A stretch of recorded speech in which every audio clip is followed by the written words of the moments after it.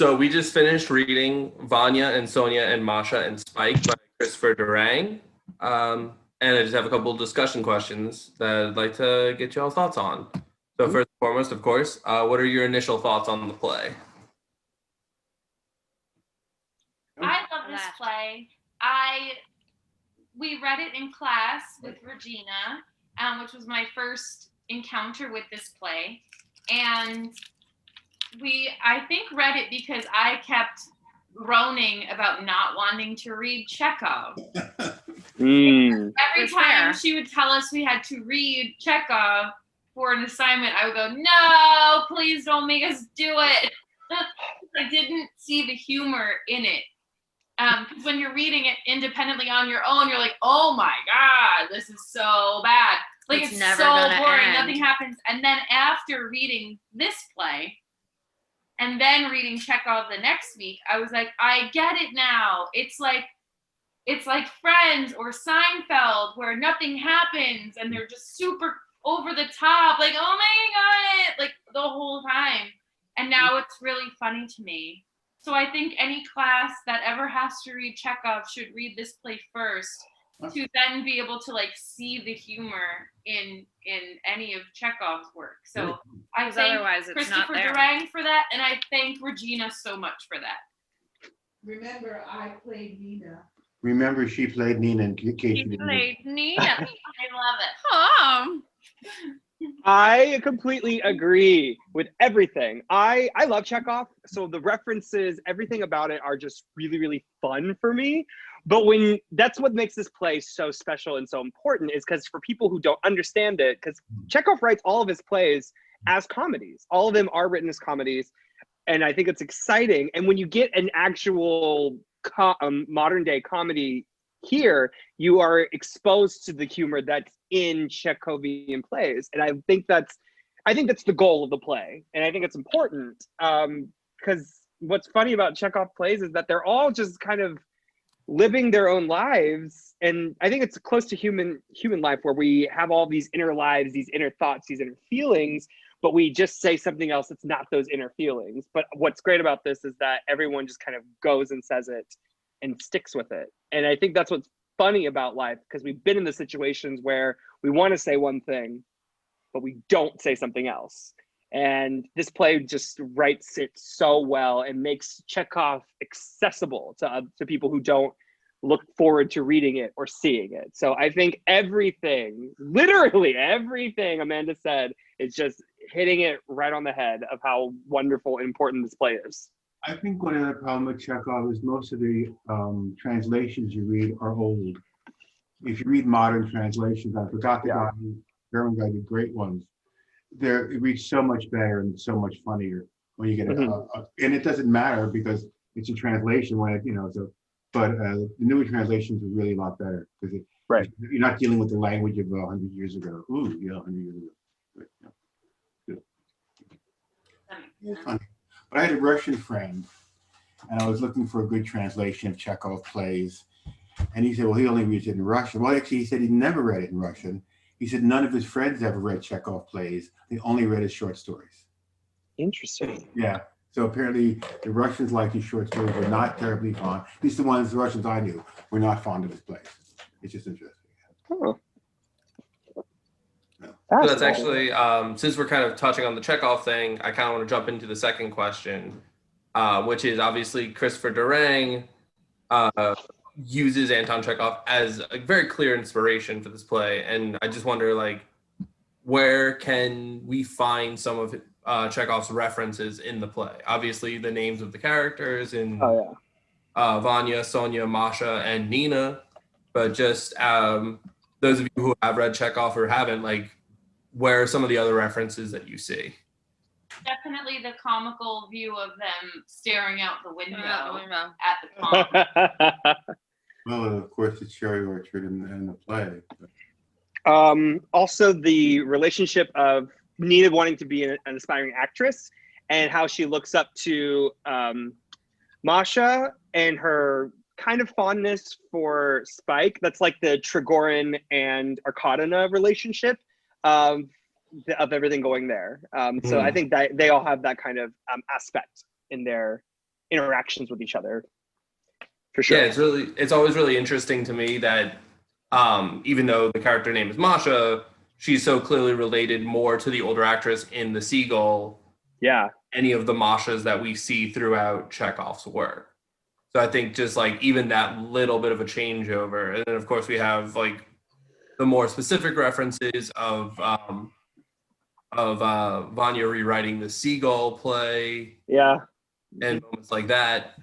So actually, another question I just have for you guys, kind of related to this: do you think you need to know Chekhov and his work to really appreciate this play, or can you get the humor out of it without those inferences? You can get the humor out of it. But you can appreciate more little hidden nuggets if you know it. Yeah, I think it behooves everyone to know Chekhov before reading this. Because only just now with your nod to The Seagull was I like, oh, right, duh. I completely forgot about that. Shio, I saw your hand pop up. Sorry. So I'm probably like the only one out of the group who is not familiar with Chekhov. Mhm. I have not read any of his plays, or maybe I have and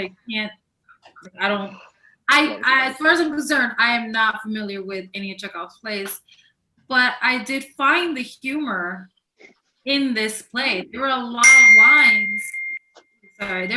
lines that I was like, this is funny, in like, even in the way that they kind of like shade each other, we're family, but we're gonna like, I'm gonna cut you underneath over here a little bit. Like, I think the interaction and the familiarity of the relationships you can relate to. And I still found reading this play, like I still found some really humorous lines. So I may not have gotten a lot of the references, but I was still cracking up over here. It's like I still found some of his funny. So I don't know. I really appreciated the play for what it was, and I understood the themes and the relationships, and understood all of the pains that each characters had, without really understanding any of the Chekhov's references. Audrey? Just to speak on Shio, it definitely, I don't think not reading Chekhov takes away from this play at all, but it definitely adds to the Chekhov experience, because I hate it too. But this makes it funny. Everybody hates Chekhov. Who likes Chekhov? I disagree. I love Chekhov. No, it's just- I love Chekhov. It's way more fun. I think this play makes Chekhov more fun. Oh, no. I think I'll accept that. Yeah. I think it's safe to say, I think a lot of it is, as we've kind of touched upon, like making it relevant to the modern times, a lot of it. I think a lot of the issues, yes, Amanda? Oh, you can finish your thought. Oh, no, I was going to say, I just think a lot of kind of what we've touched upon earlier is that a lot of the issues people have specifically with Chekhov plays is the language and how kind of dry it is. And so when you put all of that out of the subtext and into the actual text, like Christopher Durang does, it heightens the comedy a little bit more. Absolutely, I would agree with that. And I would say Gary brings up an interesting point with the translation factor. I wonder how much humor is really lost in the Yeah, translation. I'll try to remember the guy I read had the translation, and they're very funny. The plays are really very funny. It's much, they read much more easily, and it's much easier to see the humor. Yeah. And then Well, I think I want to kind of ask, like with Ethan, you used the phrase that he's inspired by Chekhov, but where's the line with inspiration and like making a satire of Chekhov? Like, where is that boundary, do you think? Let me go. Tyler, I can see you chomping at the bit. Oh, yeah, okay. Oh, wait. Can I speak? Yes? No? Yes, go ahead. Oh. No, to check off. Wait, what, Gary? I'm just talking to her. Regina thinks it's more of an homage to Chekhov. Mm. How brilliant it was, and how so many people, okay, That's just somebody. how brilliant it was, and how many people don't get the humor. Yeah. Quickly, when I was in college, we had to read The Cherry Orchard over the weekend, and Monday morning, the professor says, "Well, what'd you think of The Cherry Orchard?" And I went, "Ha ha, it was the funniest play, ha ha." And everybody else in class went, "No, so depressing, it was so dark." And at the end, the professor said, "Ha, Regina was right. I was never right ever on anything." So anyway, I thought that She's like, that's what I remember. so it's very funny. All right, Yeah. I know. Good job, Yeah. good job. We're gonna both go because We're leaving. we're leaving. Thank you for reading, Gary. We appreciate it. We will hopefully Good night, see you you. guys. Bye, guys. Thank you. Hi, Regina. Hi, Gary. Hi. Like, Bye. Bezos. Yes, Tyler. Yes. So I think something that you touched on, people don't care for Chekhov because of the language. You can equate that to any other older text, Shakespeare, Moliere, Greek tragedy. You can equate all of that to the same. And I think that's what Christopher Durang really wanted to do, was take a text that we dread reading, dread seeing, dread hearing, and show that there is still life, humor, and energy that can be seen in these kinds of plays. Something approachable that people can really grow with and understand. And then when they go back and read or hear or see these plays, they're like, oh, this is funny. Oh, this does relate more to how we are as people. It's just a different way of speaking on it. You know what I mean? Yeah, of course. Definitely. And I think, Amanda, kind of to answer your question, like I do think it's less satirical and more almost kind of updating. Like it's obviously has its own Christopher Durang spin because he has his own way with like black comedies and satire and a little bit of outlandishness in some of his other plays. Actually weird because this one is considered one of his less outlandish, and actually a New York Times review of the play called it a sunny new play about gloomy people and a black comedy about unhappy siblings. That's interesting. I would agree. That's an interesting Yeah. of describing it. Yeah. So just to kind of move on to the next one, what other references can we find in the play? Like, obviously there are so many Chekhov references, but he does a very good job of kind of interrelating some other ideas in there. I'm just curious what other references to different other plays or characters did y'all see? Well, I'm out, so I don't know. Yeah, I was like, I haven't read enough Chekhov for this question. Well, this is also this is Well, less Chekhov specific and All more I can say is general. Regina mentioned something about cherry orchards, and I was like, oh, they have cherry trees. They mentioned that. Me, Yeah. I got one. Orchard. Cherry Orchard Sonia is was another like, play. "It's an orchard," and everyone's like, "No," and she's like, "Fucking orchard." So I was specifically more thinking, yes, sorry, Tyler, and then Amanda. That's okay. I think, one interesting and kind of Chekhov nod was when we were doing the play in the last scene, and you have Vanya going on his tirade about the past, about what was great about the past, that to me is a direct nod to the seagull and Nina, like, because Vanya in this play wrote a play based off of what Constantine wrote in The Seagull, which was about the future. And that's what he continued to write about. Vanya continued to write about the future, but his entire speech is about the past and is starts off with like a point and then devolves into nonsense. And a lot of that is just a really powerful antithesis to what Nina talks about in The Seagull. Nina in The Seagull, not Nina in this play.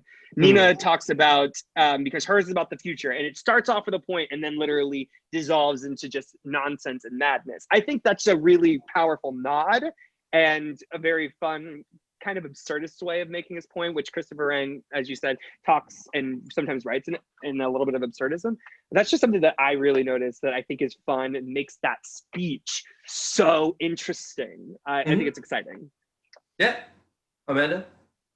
I also think he nods to the old Greek tragedies, or even to Macbeth in the style of Cassandra, who's the chorus.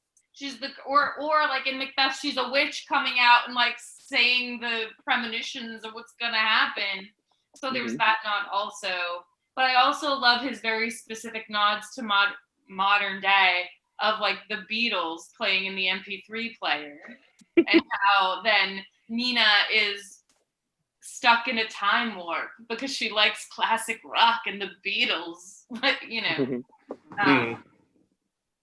Yeah, well, the name Cassandra is actually it is based in a Greek tragedy of she was a daughter of, I believe, Agamemnon, and Agamemnon. Agamemnon. Agamemnon. Agamemnon. Yeah, so the god of the sun, Apollo, falls in love with her and she spurns him. And when she spurns him, he curses her. Actually, I lied. Sorry, she's not the daughter of Agamemnon. She is Agamemnon. She is one of the princesses of Troy, and she gets cursed with the ability to tell the truth, but no one believes her. So in the Iliad, she actually is one of the people who finds out, who claims that the Trojan horse is full of Greeks, but no one believes her because she's been cursed to tell the truth but never be believed. So that's Oh yeah, I got the name for her. I love that.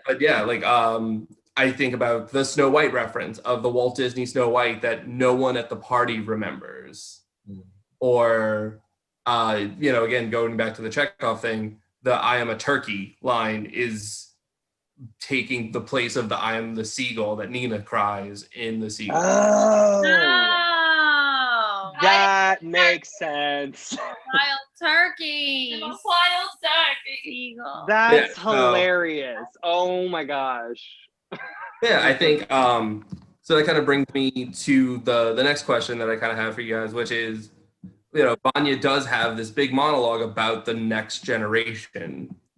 And I'm just kind of curious, what do you guys think about that speech and how it does pertain to us? We are all clearly members of that generation that Vanya is railing against. So I just wonder if y'all have any thoughts on that speech. I think we're doing great. I don't even know what you're talking about. Everything's normal. Everything's fine. Well, it's funny because this play was written or produced it premiered in 2012. So that's more modern than one would think, given such an homage to the old days. Into the 50s. Like that's kind of, he was already living in the start of electronic communication, and nobody, like the good old shows, and now there's over 700 channels. It was kind of almost right at the start of all of that happening in our time. And our generation is the peak of that. Like we are Spike, right? And now there's even more of that going into generations that are younger than us. Yeah, I don't know. That's a thing. Those are all things. So I think that it's interesting in that sense that now we're even further along the things that Vanya would hate that he rants about than even at the time of the play. That, Yeah, the play takes place in modern times, and Durang wrote it in 2011, 2012. So like that is the beginning. By that point, Netflix is already there, Hulu is already existing. Amazon Prime is on the horizon. There is so much, and obviously like Twitter is already a thing. Instagram is already a thing. Our ability to connect on our phones and everything that we can do, all of those things already exist. So when you hear Vanya talking about his speeches about how everyone watched I Love Lucy and how everyone watched these things, that's not an experience we share anymore. For me anyway, I think about, when people say, what are you watching? It's like, oh, I'm watching Friends for the millionth time on whatever I'm watching it.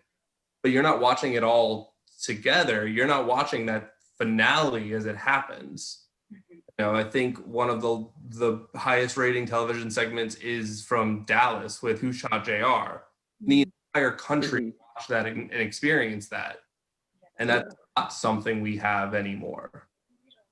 What about with like Games of Thrones? Game of Thrones, the finale wasn't like everyone. Did that not have like? Because I feel like the Game of Thrones finale was something that everyone genuinely kind of shared together, even if you weren't a huge fanatic of it. You were aware of it. Maybe you didn't watch. Aware of it, yes. You're aware that it Heard happens, about it. and that's interesting too.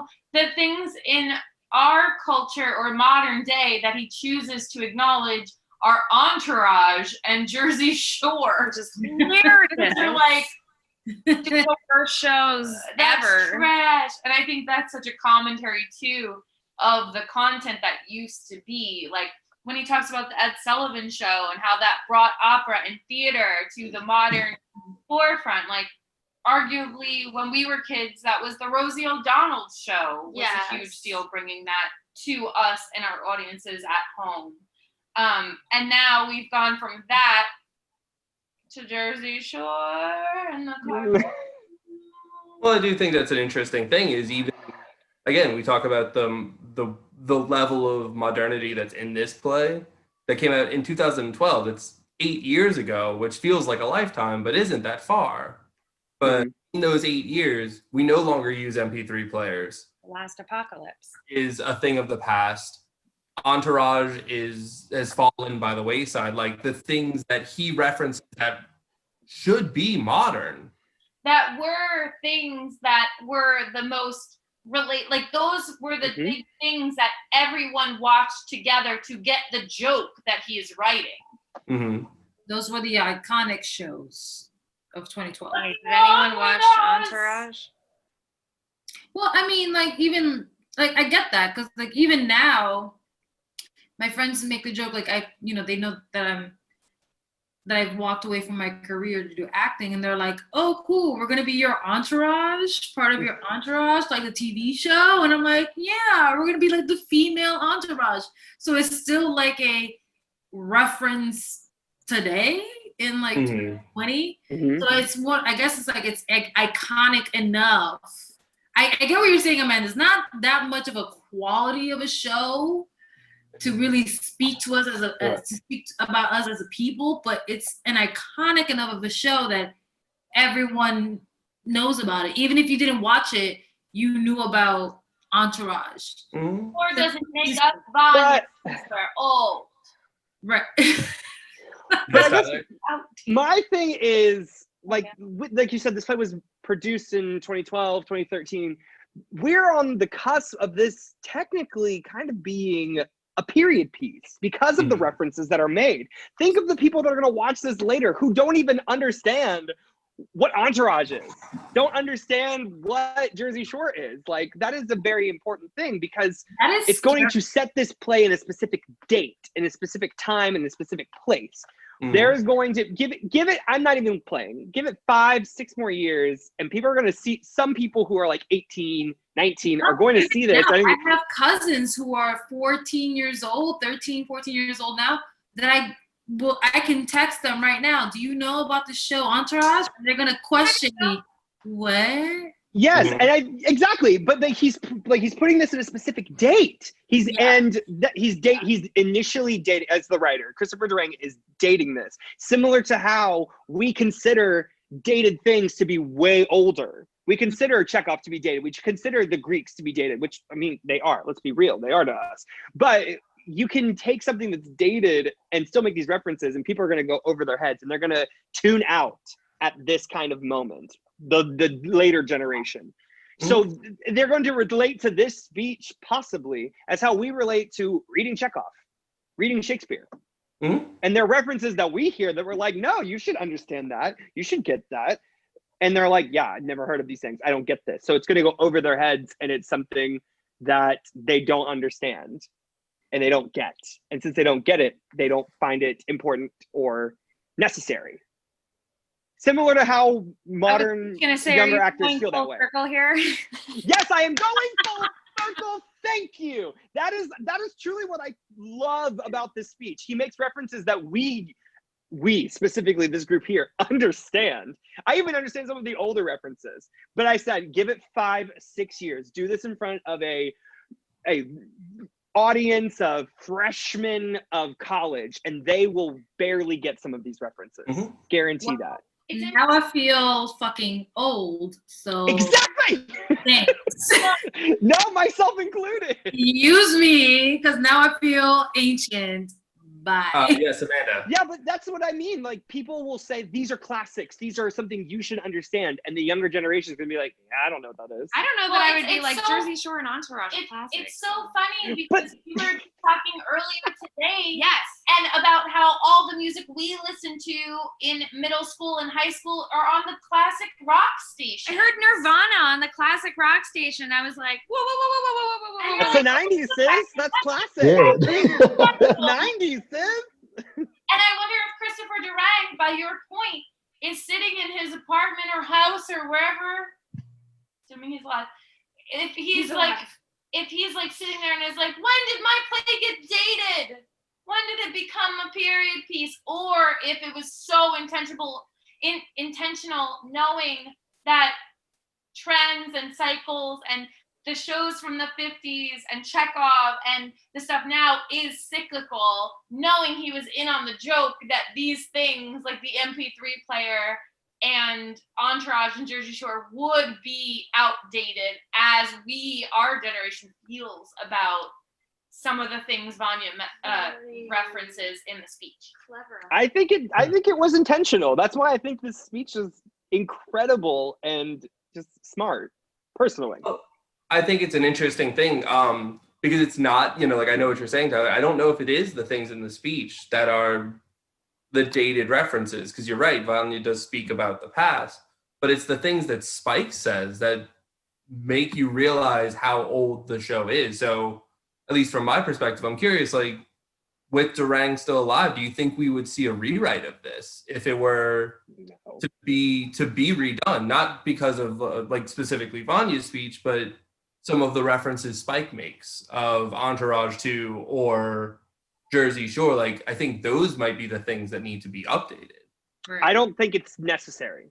Yeah, I don't for the think a same rewrite point, is necessary. yeah, for the same point that when certain people consider something that's old or like they don't relate to, they think they just put it in a specific category and they just put it to the side. Not all people, but some people of a younger generation.